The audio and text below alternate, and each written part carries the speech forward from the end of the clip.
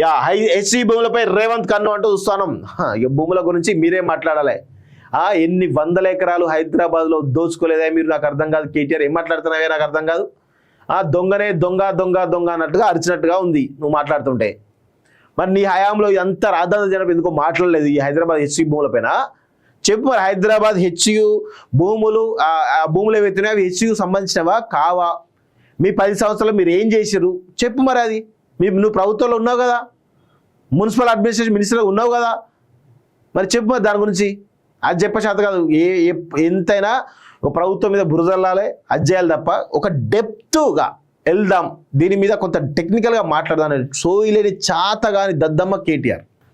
Hyderabad central యూనివర్సిటీలో football ఆడి మరి అక్కడున్న భూములపై సీఎం రేవంత్ రెడ్డి కన్నేశారని బీఆర్ఎస్ వర్కింగ్ ప్రెసిడెంట్ కేటీఆర్ ఆరోపించారు. ఇప్పటికే ప్రభుత్వం వద్ద 1000 ఎకరాల భూమి అందుబాటులో ఉన్నప్పుడు హెచ్సియు భూములను అమ్ముకునే ప్రయత్నం ఎందుకు చేస్తున్నారని ప్రశ్నించారంటూ చూస్తున్నాం. అయ్యయ్యో ఇగో విద్యార్థులకు నేను ఒకటే చెప్తాను, హెచ్సియు విద్యార్థులకు ఒకటే చెప్తాను, మీరు అనవసరంగా మీరు అన్యాయం జరుగుతుందంటే ఇండివిజువల్ కొట్లాడండి. ఈ దొంగలను కలిస్తే, మీరు తెలంగాణ భవన్కి వచ్చి ఈ దొంగలను కలిస్తే ఖచ్చితంగా అది రాజకీయ ప్రేరేపితంగా ఉంటుంది.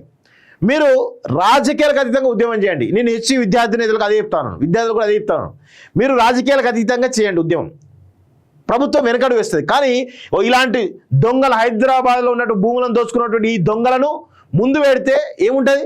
దాని వెనకాల హెచ్యు విద్యార్థుల ఆవేదన ఉద్యమం వెనకాల బీఆర్ఎస్ ఉంది, అదొక ప్రేరేపి ఉద్యమం అని చెప్పేసి నడుస్తూ ఉంటుంది. మీకేం తక్కువైంది విద్యార్థులకు? గంత పెద్ద యూనివర్సిటీలో మీరు రకరకాల ఉద్యమాలు చేయొచ్చు. ఒక యూనివర్సిటీ అంటే ఏంది? ఈ రాజకీయాలకు అతీతంగా ఉండాలి. మీకు రిజిస్ట్రార్ మీకు సపోర్ట్గా ఉన్నాడు, మీ వీసీ మీకు సపోర్ట్గా ఉన్నాడు, ఆ భూములు రిజిస్ట్రార్ ఆల్రెడీ ప్రెస్ నోట్ కూడా ఇచ్చిండు. మరి ఇలాంటి దొంగల్ని, ఈ భూ బకాసురులు ఎందుకు కలుస్తూ ఉన్నారు? మీరు బుద్ధి ఉండాలి కదా, కొంచెం కనీసమైన విద్యార్థులకు సోయి ఉండాలి. ఎవడో పనికి మాలని చెప్పేసి ఈ భూ బకాసులను కలిస్తే ఎట్లా? అంటే దీనిలో క్రెడిట్ కొట్టుకోవాలని ప్రయత్నం జరుగుతూ ఉంది.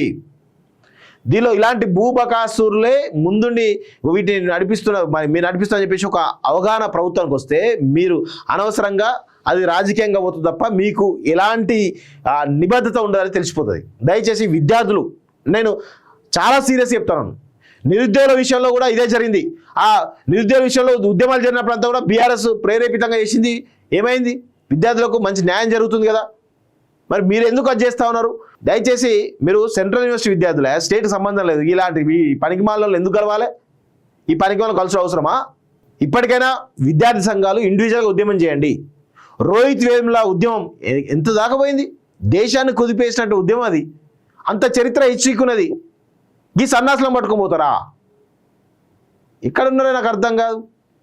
పనికి మాలిన పనులను చేస్తూ ఉంటారు.